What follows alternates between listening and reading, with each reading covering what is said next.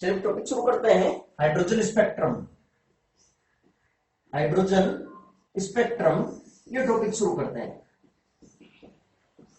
देखिएगा, जो बोर की जो तीसरी परिकल्पना थी, उस तीसरी परिकल्पना में हमने ये डिस्कस कर लिया था कि परमाणु में नाभिक के चारों ओर वर्ताकार कक्षा में जो इलेक्ट्रॉन चक्कर काटते हैं, ये इलेक्ट्रॉन अपने स्थायी कक्षाओं में चक्कर काटते हैं। ठीक है, स्थायी कक्षा का मतलब किसी इलेक्ट्रॉन की पहली कक्षा हो सकती है, किसी की दूसरी, किसी की तीसरी, किसी की चौथी। ठीक है, और आप इलेक्ट्रॉनिक विन्यास में भी अलग अलग कक्षाओं में या इलेक्ट्रॉन्स की सबकी ऊर्जाएं अलग अलग होती है। ठीक है, अगर इलेक्ट्रॉन अपने, जब तक वो इलेक्ट्रॉन अपने स्थायी कक्षा में चक्कर काट रहा है, तो न तो वह ऊर्जा का उत्सर्जन करेगा और न ही ऊर्जा का अवशोषण करेगा। लेकिन यदि इलेक्ट्रॉन निम्नतम कक्षा से उच्चतम कक्षा में संक्रमण करे तो वो ऊर्जा का अवशोषण करेगा, और इसी तरह से यदि इलेक्ट्रॉन उच्चतम कक्षा से निम्नतम कक्षा में आए तो ऊर्जा का उत्सर्जन करेगा। अब कितनी अवशोषित करेगा या कितनी उत्सर्जित करेगा, इस बात को थोड़ा सा समझते हैं। देखिएगा, ये मान लीजिएगा जैसे नाभिक है, नाभिक, ठीक है, ये पहली, दूसरी, ये तीसरी, ठीक है ना, ये पहली कक्षा, दूसरी कक्षा, तीसरी कक्षा। यहां पर उसकी ऊर्जा होगी, इसको मैं यहां पर इस तरह से भी बना लेता हूं, मान लीजिएगा तीन कक्षाएं जैसे। ठीक है, ये पहली कक्षा है, ऊर्जा है E1, दूसरी कक्षा है ऊर्जा है E2, तीसरी कक्षा है ऊर्जा है E3। हालांकि हाइड्रोजन परमाणु के अंदर पहली कक्षा की जो ऊर्जा होती है वो होती है माइनस की 13.6 इलेक्ट्रॉन वोल्ट, दूसरी कक्षा की ऊर्जा होती है माइनस का 3.4 इलेक्ट्रॉन वोल्ट, तीसरी कक्षा की ऊर्जा होती है माइनस का 1.51 इलेक्ट्रॉन वोल्ट। ठीक है, जो ऊर्जा निकाल सकते हैं ना, पर निकालने का है माइनस का 13.6 अपॉन n स्क्वायर गुणा जेड स्क्वायर। हाइड्रोजन की बात करें तो जेड की वैल्यू 1 हो जाएगी, पहली कक्षा n का मान 1, दूसरी कक्षा n का मान 2। ठीक है, अच्छा E1 ज्यादा है, E2 ज्यादा है, E3 ज्यादा है, तो सबसे ज्यादा इसमें E3, उससे कम E2 और सबसे कम क्या है E1। अब सपोज यदि इलेक्ट्रॉन दूसरी कक्षा में है, इलेक्ट्रॉन दूसरी कक्षा में है इलेक्ट्रॉन, ठीक है, तो उसके पास ऊर्जा है माइनस का 3.4 इलेक्ट्रॉन वोल्ट। ठीक है ना, अब अगर मान लीजिएगा इलेक्ट्रॉन, ये ऊर्जा जाता है इससे। ठीक है, अभी इसको समझने के लिए आप इस तरह से एक इमेजनरी एनर्जी ले सकते हो, काल्पनिक ऊर्जा की। मान लीजिएगा इसकी ऊर्जा है सपोज 1 जूल, इसकी ऊर्जा है सपोज 4 जूल, इसकी ऊर्जा है सपोज 6 जूल। काल्पनिक है, ऊर्जा सारी नेगेटिव होगी, मैं सिर्फ समझाने के हिसाब से कर रहा हूं बात। अगर इलेक्ट्रॉन दूसरी कक्षा में है तो ऊर्जा उसके पास 4 जूल। ठीक है ना, तो अगर मान लीजिएगा इलेक्ट्रॉन को तीसरी कक्षा में जाना है, इलेक्ट्रॉन को तीसरी कक्षा में संक्रमण करना है, तो उसके पास ऊर्जा कितनी होनी चाहिए, 6 जूल ऊर्जा होनी चाहिए। ठीक है, तो है तो उसके पास 4 जूल, मतलब हमको ऊर्जा देनी पड़ेगी कितनी, जितनी अब उसको चाहिए।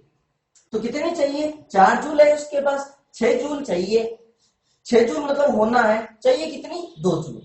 ठीक है, तो ये ऊर्जा 2 जूल ऊर्जा वो उसको देनी पड़ेगी, 2 जूल ऊर्जा, मतलब ये ऊर्जा अवशोषित करेगा उच्चतम कक्षा में जाने पर। इसी तरह से यदि इलेक्ट्रॉन उच्चतम से निम्नतम कक्षा में संक्रमण करना चाहे, ये संक्रमण करना चाहे, ठीक है, तो 4 जूल ऊर्जा है, जा रहा है, इसके पास 1 जूल ही ऊर्जा ही चाहिए, मतलब अभी इसके पास एक्स्ट्रा है कितनी, 3 जूल। तो ये 3 जूल ऊर्जा को क्या करेगा, 3 जूल ऊर्जा को ये उत्सर्जित कर देगा, और किसके रूप में, प्रकाश के रूप में उत्सर्जित कर देगा। ठीक है, तो अब ऐसा रटो मत की कितनी। अब यहाँ पर देखो, अगर इसकी ऊर्जा है E1, यहाँ पे ऊर्जा है E2, यहाँ पे ऊर्जा है E3, अगर वो दूसरे से तीसरी कक्षा में जाना चाहे तो उसको ऊर्जा अवशोषित करनी पड़ेगी, कितनी, E3 माइनस E2। बजाय इसके ये इस तरह से लिखो, E3 माइनस E2 क्या करेगा, अवशोषित करनी पड़ेगी। इसी तरह से यदि मान लीजिएगा दूसरी कक्षा से पहली कक्षा में आ रहा है, निम्नतम कक्षा में आ रहा है, तो प्रकाश के रूप में उत्सर्जित करेगा, वो कितनी करेगा उत्सर्जित, तो E2 minus E1, E2 minus E1 क्या करेगा, ये उत्सर्जित करेगा। ठीक है ना, अब यहां तो इस तरह से सोचो बात को, अब इस तरह से देखिएगा, इसका मतलब चीज क्लियर है कि यदि इलेक्ट्रॉन निम्नतम से उच्चतम में जाए अवशोषित करेगा, उच्चतम से निम्नतम में आए उत्सर्जित करेगा। कितनी? तो उच्चतम ऊर्जा स्तर की ऊर्जा और निम्नतम ऊर्जा स्तर की ऊर्जा के अंतर के बराबर ऊर्जा या तो उत्सर्जित करेगा या फिर अवशोषित करेगा। क्लियर? जो ऊर्जा उत्सर्जित करेगा वो केवल और केवल प्रकाश के रूप में उत्सर्जित होगी। अगर मान लीजिएगा पूछ ले, ठीक है, कि जो प्रकाश उत्सर्जित हो रहा है उस प्रकाश की तरंगदैर्ध्य कितनी है, जो फोटोन उत्सर्जित हो रहे हैं, जो प्रकाश उत्सर्जित हो रहा है उसकी आवृत्ति कितनी है, तो आप इस ऊर्जा को किसके बराबर रख देना, एच न्यू या फिर एच सी अपॉन लैम्डा। ठीक है, तो जो भी प्रकाश की ऊर्जा है, उत्सर्जित ऊर्जा वो होती है या तो एच न्यू या फिर H C upon lambda. Nu तो होती है आवृत्ति और लैम्डा होती है तरंगदैर्ध्य। क्लियर यहां तक? अब एक बात और सुनो, अगर उत्सर्जित ऊर्जा ज्यादा है तो आवृत्ति भी ज्यादा होगी, लेकिन लैम्डा क्या होगा, कम। लैम्डा देखो एच और सी तो फिक्स है, एच और सी में तो कोई चेंजेस होना ही नहीं है। अगर लैम्डा कम होगा ऊर्जा ज्यादा, लैम्डा ज्यादा है ऊर्जा कम होगी। मतलब जो उत्सर्जित ऊर्जा का मान है वो अलग अलग होने से जो प्रकाश उत्सर्जित हो रहा है उसकी आवृत्ति भी अलग होगी और उसकी तरंगदैर्ध्य भी अलग अलग होगी। अब क्या करें कि जैसे मान लीजिएगा, अब हाइड्रोजन स्पेक्ट्रम में थोड़ी सी बात करते हैं इधर, कि मान लीजिएगा जैसे ऊर्जा स्तर है ये बहुत सारे, ठीक है ना, ये पहली कक्षा हो गई होगी, दूसरी, तीसरी, चौथी, पांचवी, छठी, इस तरह से बहुत सारी ऊर्जाएं हो सकती है। ठीक है ना, अगर मान लीजिएगा ये पहली कक्षा हो गई होगी, n बराबर 1, n बराबर 2, n बराबर 3, n बराबर 4, n बराबर 5, n बराबर 6, इस तरह से बहुत सारी हो गई। अगर मान लीजिएगा इलेक्ट्रॉन पहली कक्षा में संक्रमण करे, अगर इलेक्ट्रॉन पहली कक्षा में संक्रमण करे, ठीक है, तो उच्चतम कक्षाएं कौन कौन सी हो सकती है, दूसरी हो सकती है, तीसरी हो सकती है, चौथी हो सकती है, पांचवी हो सकती है, छठी हो सकती है। ठीक है ना, तभी तो ऊर्जा उत्सर्जित होगी। अगर इलेक्ट्रॉन को दूसरी कक्षा में है, ठीक है ना, तो उत्सर्जित कब होगी ऊर्जा, जब इलेक्ट्रॉन तीसरी से दूसरे में आता हो, चौथी से दूसरे में आता हो, पांचवी से दूसरी में आता हो, छठी से दूसरी में आता हो, सातवीं से, इस तरह से। ठीक है, अच्छा, लेकिन अब एक बात सुनो, अगर मान लीजिएगा ऊर्जा उत्सर्जित हो रही है तो नाम दे देंगे उत्सर्जन स्पेक्ट्रम। ठीक है, अब बात समझना, स्पेक्ट्रम शब्द का भी क्या मतलब हुआ, इस बात को समझते हैं। मान लीजिएगा इलेक्ट्रॉन यदि उच्चतम से निम्नतम कक्षा में संक्रमण करे तो ऊर्जा तो उत्सर्जित होगी। यहां से क्या आ रहा है, E2 माइनस E1, यहां से तीसरे से पहले में आ रहा है E3 माइनस E1, चौथी से पहले में आ रहा है E4 माइनस E1, तीसरी से दूसरे में आ रहा है E2 माइनस E1, चौथी से दूसरे में आ रहा है E4 माइनस E2। ठीक है ना, अब बताइएगा जब ऊर्जा उत्सर्जित ऊर्जा का मान अलग अलग होगा तो इसका मतलब जो प्रकाश उत्सर्जित हो रहा है उसकी आवृत्ति या तरंगदैर्ध्य भी क्या होगी, अलग अलग होगी। अब क्या करें कि जो भी प्रकाश उत्सर्जित हो रहा है, जो विकिरण हमको यहां से मिल रहे हैं, उसको, उस प्रकाश को या उस ऊर्जा को आवृत्ति के बढ़ते हुए क्रम में या तरंगदैर्ध्य के बढ़ते हुए क्रम में या तरंगदैर्ध्य के घटते हुए क्रम में, चाहे आवृत्ति के घटते हुए क्रम में, किसी भी एक फिक्स ऑर्डर में जमाना, व्यवस्थित करना, अरेंज करना, क्या कहलाएगा, स्पेक्ट्रम। फॉर एग्जाम्पल मैं समझाने के लिए इस तरह से कहता हूं, मान लीजिएगा कि जैसे केवल जो दृश्य प्रकाश उत्सर्जित हो रहा है, ठीक है, दृश्य प्रकाश के अंदर 7 रंग होते हैं विद्युत, ठीक है ना, तो इधर से चलेंगे तो लैम्डा का मान इधर से बढ़ता है, लैम्डा बढ़ता है इधर से चलेंगे तो लैम्डा बढ़ने का मतलब सबसे ज्यादा तरंगदैर्ध्य होती है लाल रंग की, सबसे कम बैंगनी रंग की, बैंगनी, वॉयलेट, इंडिगो, जामुनी, ब्लू, नीला, ग्रीन, येलो, ऑरेंज, रेड। इसका मतलब ये हुआ कि E बराबर एच सी बटा लैम्डा। ठीक है, तो लाल रंग की तरंगदैर्ध्य सबसे ज्यादा तो लाल रंग की ऊर्जा सबसे कम। बैंगनी रंग की तरंगदैर्ध्य सबसे कम, तो बैंगनी रंग की ऊर्जा सबसे ज्यादा। अब बताओ जब ऊर्जा उत्सर्जित का मान अलग अलग है तो लैम्डा अलग अलग होगा ना। अब तरंगदैर्ध्य के बढ़ते हुए क्रम में जमाए तो मतलब पहले कौन सा रंग आएगा, बैंगनी रंग, उसके बाद में इंडिगो रंग, जामुनी रंग, फिर नीला रंग। ठीक है, इस तरह से रंग मिलेंगे, एक तरह से जैसे पैटर्न मिल जाएगा, लाइंस। ठीक है ना।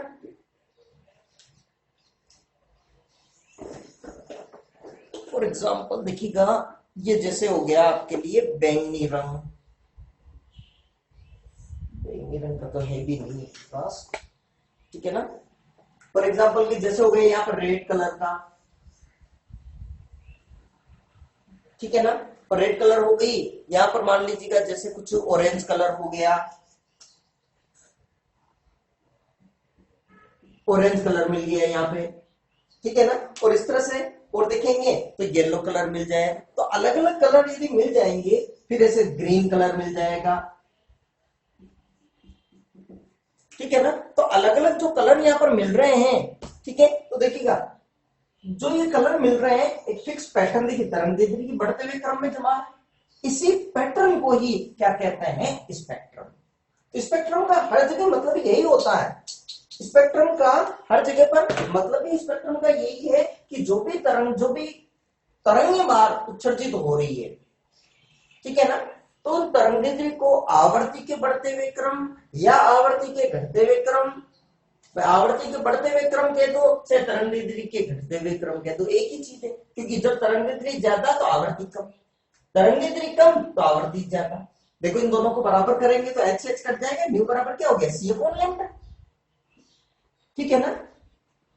और तो एक किसी फिक्स पैटर्न में जमाना ही क्या कहलाएगा, स्पेक्ट्रम। यहां तक चीज क्लियर। अब अपन मान लीजिएगा न्यूमेरिकल्स की बात करते हैं, कौन कौन सी स्पेक्ट्रम में श्रेणियां होगी इसकी भी बात कहेंगे। तो इसके अंदर एक ही प्रश्न बहुत ज्यादा पूछा जाता है इसके अंदर, कि अगर मान लीजिएगा इलेक्ट्रॉन दूसरी कक्षा से पहली कक्षा में संक्रमण करे तो प्रकाश उत्सर्जित होगा, उस प्रकाश की ऊर्जा तो कितनी होगी, E2 माइनस E1।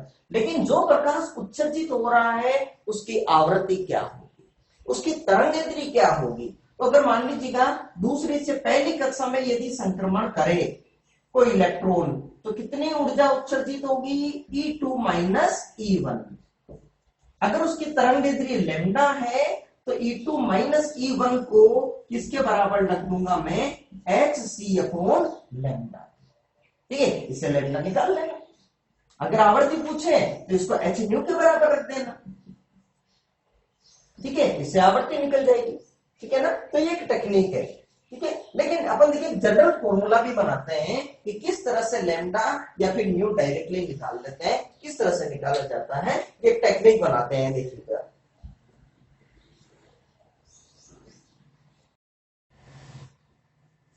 ठीक है, तो आप हेडिंग डाल लीजिएगा हाइड्रोजन स्पेक्ट्रम, और इसमें लिखिएगा परमाणु में इलेक्ट्रॉन यदि उच्चतम कक्षा से निम्नतम कक्षा में संक्रमण करता है तो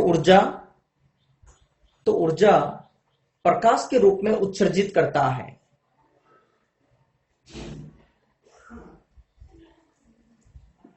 यदि उत्सर्जित प्रकाश की तरंगदैर्ध्य लैम्डा अथवा आवृत्ति न्यू हो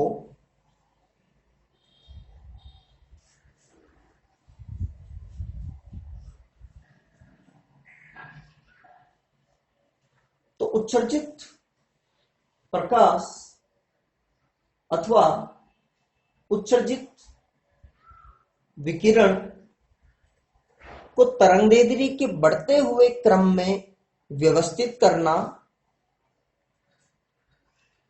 अथवा आवृत्ति के घटते हुए क्रम में व्यवस्थित करना।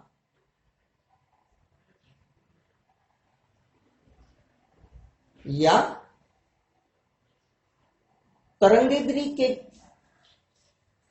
घटते हुए क्रम अथवा आवृत्ति के बढ़ते हुए क्रम में व्यवस्थित करना स्पेक्ट्रम कहलाता है।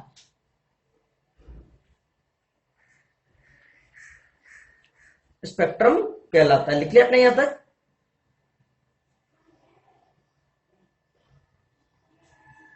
यदि इलेक्ट्रॉन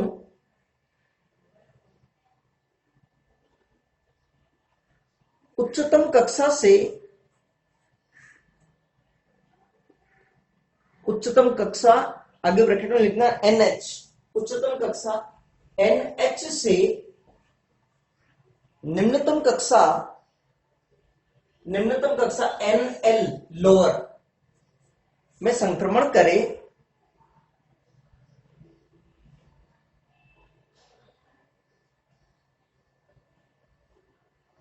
तो इन कक्षा की ऊर्जा के अंतर के तुल्य ऊर्जा उत्सर्जित करेगा। अतः यदि उत्सर्जित प्रकाश की तरंगदैर्घ्य लैम्डा अथवा आवर्ती न्यू हो तो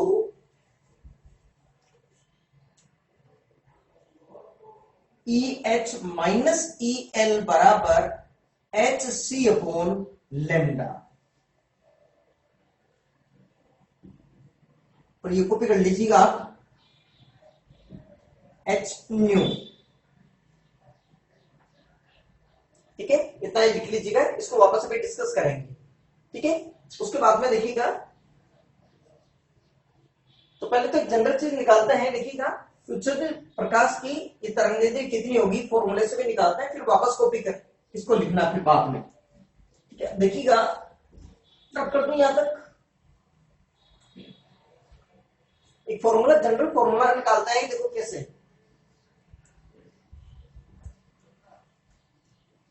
अब देखिएगा ऊर्जा का सूत्र क्या होता है वैसे।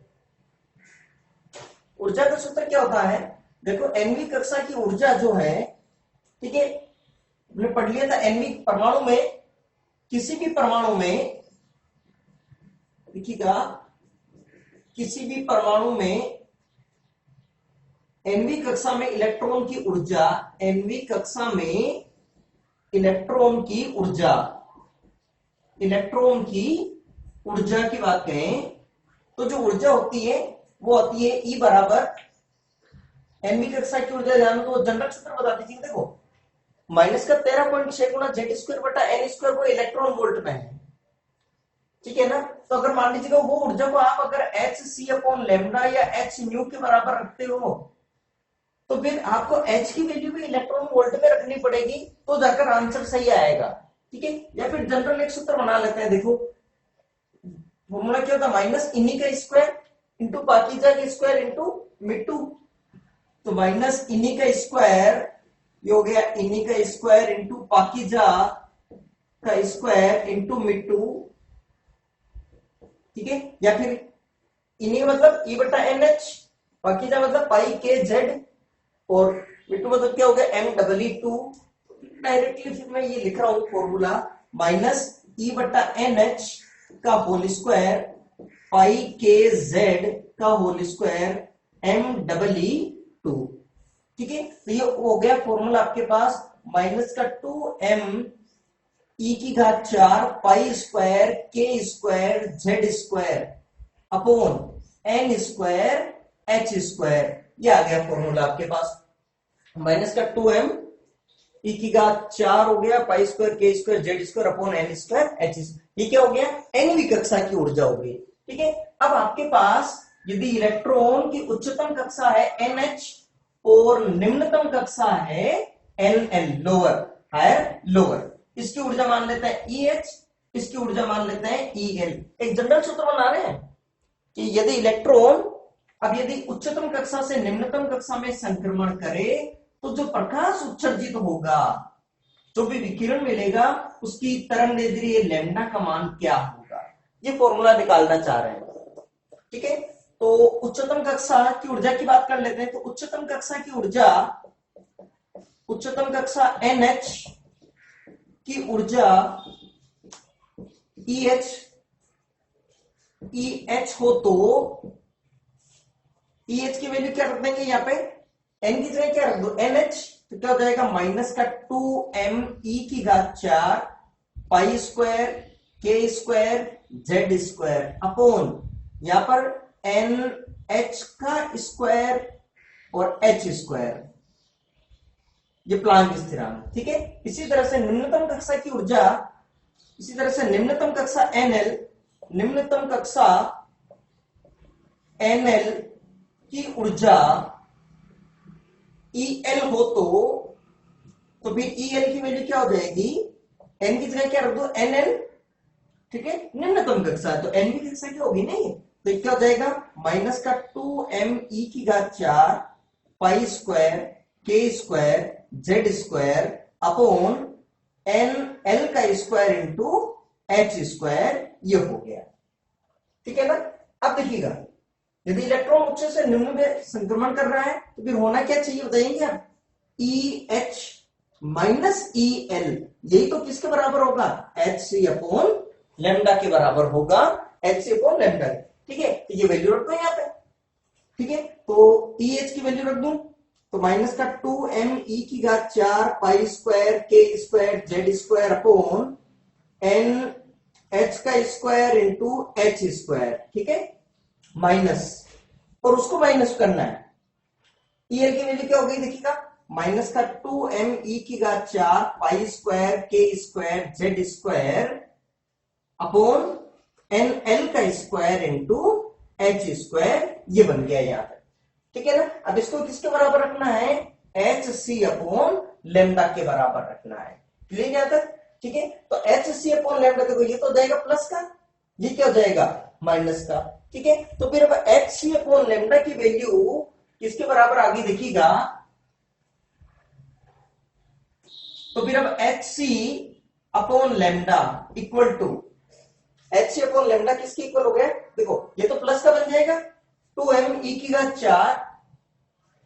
2m e⁴। अच्छा कुछ कॉमन भी आ जाएगा क्या, देखो कुछ कॉमन आ जाएगा, देखो सिर्फ क्या कॉमन नहीं आएगा, सिर्फ NL स्क्वायर है, यहाँ पर NH स्क्वायर है, बस ये अंतर रहेगा, ये प्लस का हो ही गया। ठीक है, तो मैं कॉमन भी ले रहा हूं साथ में ही, तो 2m e⁴ pi square K square Z square, पाई square K square Z square. ठीक है, ये बन गया अपॉन, कुछ कॉमन आ रहा हो, H स्क्वायर, ये कॉमन आ गया H स्क्वायर, ब्रैकेट में क्या बना 1 अपॉन NL का स्क्वायर माइनस का 1 अपॉन NH का स्क्वायर, ये बन गया फॉर्मूला के लिए यहाँ पर। यहाँ पर देखो ये प्लस का बन जाएगा, ये माइनस का, इसलिए पहले लिख दिया। अब आपको तो लैम्डा निकालना है ना। ठीक है, तो देखिएगा, अब मैं इसको मिटा दूं क्या आपके, इसको मैं, ठीक है चलो आप पहले ये कॉपी करना।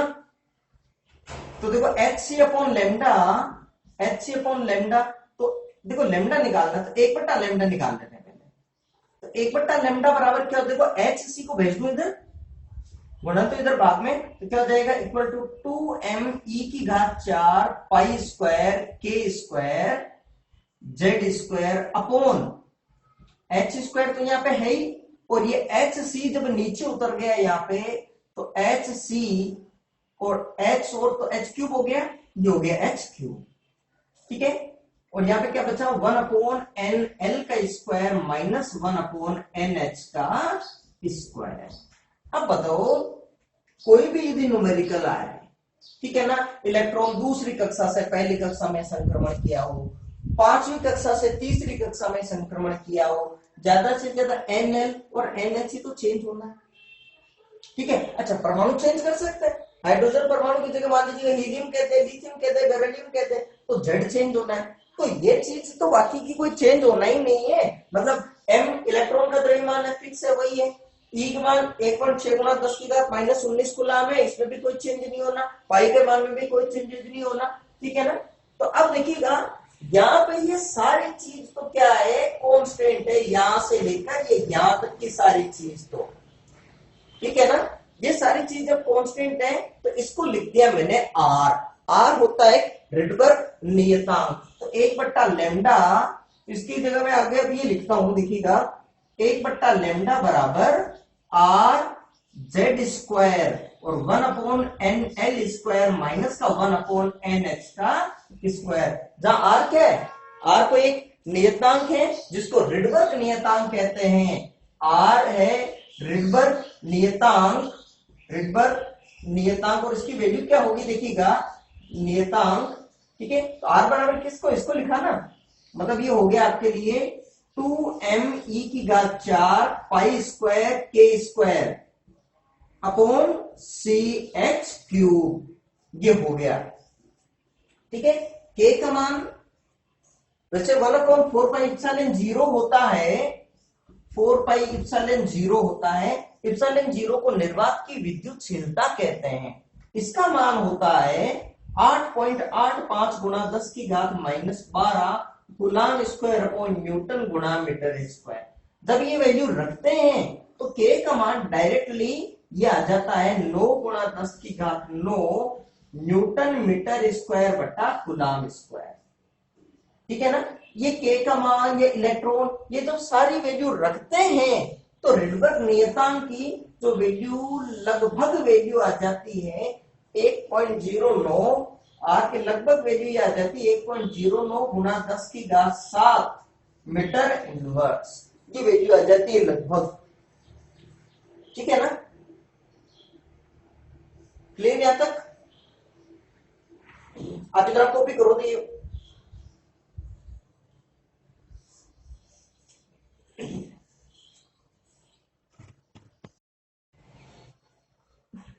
कॉपी कर लिया ना इतना, ठीक है। अब मैं देखो इसको रब कर रहा हूं यहां पे, ठीक है ना। ये हो गया आपके लिए, यहां तक देखो। अब देखिए फॉर्मूला आपके लिए क्या बन गया, 1/λ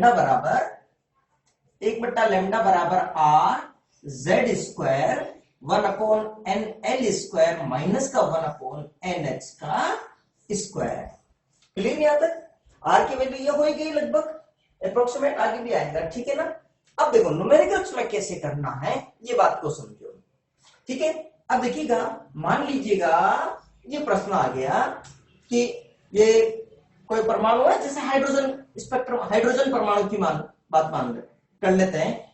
एन का मान 1 है, पहली दूसरी कक्षा। इलेक्ट्रॉन यदि दूसरी कक्षा से पहली कक्षा में संक्रमण करे तो उत्सर्जित प्रकाश की तरंगदैर्ध्य का मान क्या होगा, ये क्वेश्चन पूछेंगे आपसे, ठीक है ना। कैसे काम में लेना, देखो फॉर्मूले को, तो 1/λ बराबर आर, अब जेड का मान कितना रखेंगे, 1, जेड का मान हो गया 1 का स्क्वायर 1/nl, निम्नतम कक्षा उच्चतम कक्षा, तो निम्नतम कक्षा कौन सी, पहली, उच्चतम कक्षा कौन सी, दूसरी, 1 का स्क्वायर माइनस 1/2 का स्क्वायर, तो आर 1/1 मतलब 1 माइनस 1/4, ये हो गया 3/4, आर गुणा 3/4, तो ये वैल्यू किसकी आई है, 1/λ की। आपको क्या निकालना है, लैम्डा। अच्छा, 1/λ को तरंग संख्या भी कहते हैं, तरंग संख्या पूछे तो डायरेक्ट 1/λ, आपको निकालना तरंग दैर्ध्य, लैम्डा निकालना है, तो लैम्डा का मान क्या होगा, उल्टा होगा फिर, तो 1/r गुणा 3/4, 3/4 गुणा 1/r। अब फॉर्मूले में ये ध्यान रखना कि जब भी ये फॉर्मूला काम में लेंगे हर बार उल्टा करना ही पड़ेगा लैम्डा निकालने के लिए, तो फिर आर की वैल्यू याद रखने की बजाय ये ध्यान रखना 1/r का मान, 1/r का मान ध्यान रखना, 1/r का मान होता है, मतलब 1/e अगर सोल्व करेंगे तो लगभग ये वैल्यू आ जाती है 912 एंगस्ट्रोम। अलग लिख लेना कॉपी के टॉप पर, लगभग 912 एंगस्ट्रोम यहां तक आती है, ठीक है ना। अच्छा, तो आंसर क्या जाएगा, लैम्डा बराबर 3/4 गुणा 912 एंगस्ट्रोम, ठीक है। तो 4 से काट लीजिएगा, कितना हो गया, 4 से 2 8 1 11 8 8 3 2 28 32, ठीक है, और 3 से मल्टीप्लाई कर दीजिए, 4 6 2 8 6, तो 684 एंगस्ट्रोम, ये आ गया आपके आंसर। क्लियर यहां तक, ठीक है। तो ऐसे तो 1/r की वैल्यू ध्यान रखना, ठीक है, राजस्थान बोर्ड की बुक में 1/r का मान लगभग 909 एंगस्ट्रॉम यदि रखेंगे, ठीक है ना, तो लगभग आंसर क्या कि बुक वाला लगभग मैच करता, बाकी 912 ज्यादा सही है, ठीक है ना। स्टैंडर्ड बुक्स में एनसीईआरटी में भी 912 आया, कंपटीशन में भी 912। देखिए कोई ज्यादा फर्क पड़ेगा नहीं, 10 की घात -10 है साथ में, यहाँ पे भी 10 की घात -10, तो पॉइंट के बाद में पहले तो 7 0 फिर 9 1 2 7 0 9 0 9, तो कोई ज्यादा फर्क थोड़ी पड़ेगा, ठीक है। तो आप तो 912 रखें, ठीक है, और जो 4 ऑप्शन है उसमें लगभग जो नजदीकी आंसर है उसको टिक करते हैं आप। क्लियर यहां तक, रब कर दूं ना यहाँ पे। अब देखो, अब स्पेक्ट्रम के लिए बात कर लेते हैं, तो मतलब ये समझ में आए कि कैसे काम में लेना है। अब स्पेक्ट्रम, अब आपको जो लिखना है वो स्पेक्ट्रम के बारे में देखो कैसे, ठीक है। न्यूमेरिकल्स के लिए मैं बिल्कुल अलग लेक्चर बनाऊंगा। अब देखो, अगर इसका देखें स्पेक्ट्रम, ये मान लीजिएगा पहली कक्षा, ये दूसरी कक्षा, तीसरी कक्षा, चौथी कक्षा, पांचवी कक्षा, ये छठी कक्षा, ये सातवीं कक्षा, और भी आगे चलती रहेगी, ठीक है ना। अब स्पेक्ट्रम और स्पेक्ट्रम की श्रेणियां समझना, स्पेक्ट्रम तो समझ में तो आ ही गया कि मतलब तरंगदैर्ध्य के बढ़ते हुए क्रम में व्यवस्थित करना स्पेक्ट्रम कहलाएगा, ठीक है। ये n बराबर 1 पहली कक्षा, n बराबर 2 दूसरी कक्षा, n बराबर 3, n बराबर 4, n बराबर 5, n बराबर 6, n बराबर 7, ये हो गई स्पेक्ट्रम की श्रेणी। अगर इलेक्ट्रॉन, अगर मान लीजिएगा इलेक्ट्रॉन पहली कक्षा में संक्रमण करे, पहली कक्षा में संक्रमण करे, तो कब प्रकाश उत्सर्जित होगा? जब दूसरी से पहली में आता हो, तीसरी से पहली में, चौथी से पहली में, इसी तरह से, ठीक है। तो अगर मान लीजिएगा दूसरी से पहली में आता हूं, तीसरी से इसमें आता हूं, चौथी से इसमें आता हूं, पांचवी से इसमें आता हूं, छठी से इसमें आता हूं, और सातवीं से इसमें आता हूं, ठीक है ना, किसी भी उच्चतम से। तो जो स्पेक्ट्रम का एक भाग है, स्पेक्ट्रम को भी कुछ श्रेणियों में बांट दिया, तो स्पेक्ट्रम के इस भाग को कहते हैं लाइमैन स्पेक्ट्रमी श्रेणी। क्या कहेंगे इसको? लाइमैन स्पेक्ट्रमी श्रेणी या लाइमैन श्रेणी। स्पेक्ट्रमी श्रेणियां हो गई लाइमैन श्रेणी। अगर इलेक्ट्रॉन की निम्नतम कक्षा दूसरी है, तो उच्चतम कक्षा कौन कौन सी हो सकती है? तीसरी, चौथी, पांचवी, ठीक है। तो जो स्पेक्ट्रम का जो भाग है इसको कहेंगे बामर श्रेणी। तीसरा, तो इसको कहेंगे बामर श्रेणी, बामर श्रेणी, ठीक है। आपने हालांकि केमिस्ट्री में ये सारा पढ़ ही रखा है, इस पर थोड़ी क्या न्यूमेरिकल्स की प्रैक्टिस करनी पड़ेगी। अगर निम्नतम कक्षा तीसरी कक्षा है, तो उच्चतम कक्षा कौन कौन सी हो सकती है? चौथी, पांचवी, छठी, सातवीं, ये, ठीक है ना। तो ये वाली जो श्रेणी है ये कहलाएगी आपके लिए पाश्चन, पाश्चन श्रेणी, ठीक है। अगर निम्नतम कक्षा चौथी कक्षा है, तो उच्चतम कक्षा कौन कौन सी हो सकती है? पांचवी, छठी, सातवीं, ठीक है। तो लाइमैन, बामर, पाश्चन, इसको श्रेणी को होगी ब्रैकेट श्रेणी, ब्रैकेट श्रेणी, ठीक है। और अगर मान लीजिएगा निम्नतम कक्षा पांचवी है, ठीक है, ठीक है, तो लाइमैन, बामर, पाश्चन, ब्रैकेट, और ये हो गई फुंड श्रेणी, फुंड श्रेणी, ठीक है ना।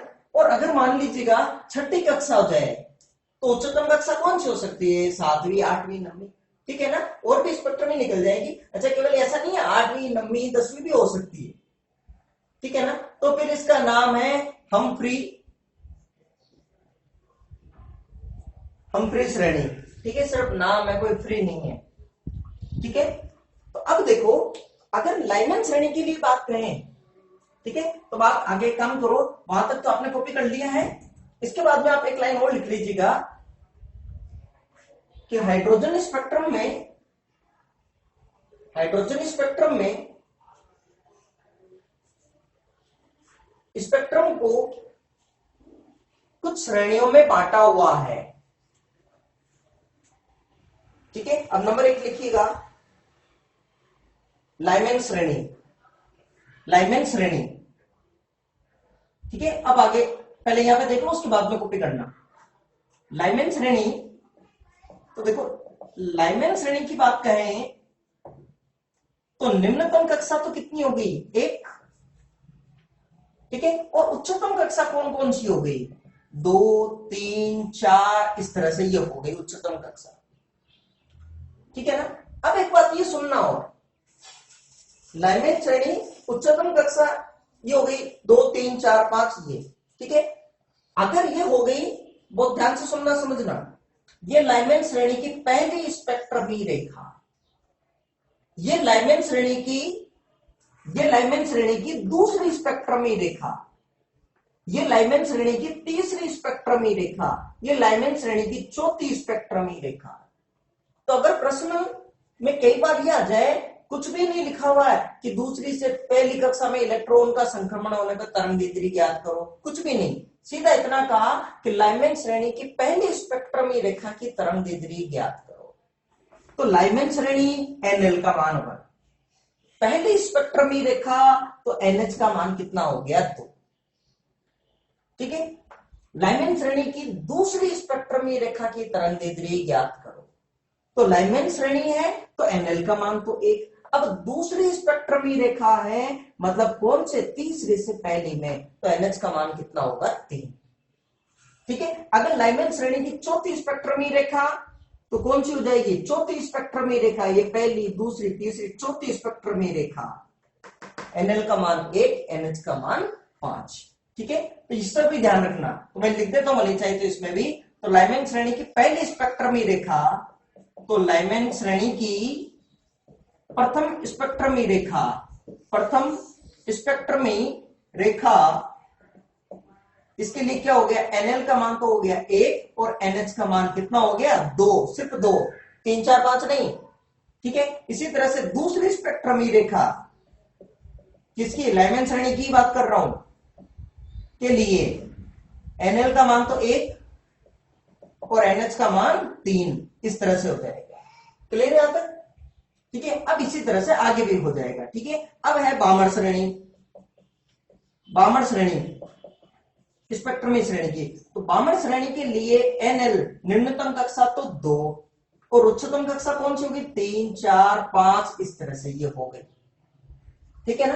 अब बताइए, बामर श्रेणी की पहली स्पेक्ट्रमी रेखा हो गई ये, बामर श्रेणी की दूसरी स्पेक्ट्रमी रेखा हो गई ये, तो बामर श्रेणी की पहली स्पेक्ट्रमी रेखा, इसमें कह दे पहली स्पेक्ट्रमी रेखा के लिए, पहली स्पेक्ट्रमी रेखा के लिए तो एनएल का मान तो कितना हो गया, 2, बामर श्रेणी है, जबकि एनएच का मान कितना हो गया, 3।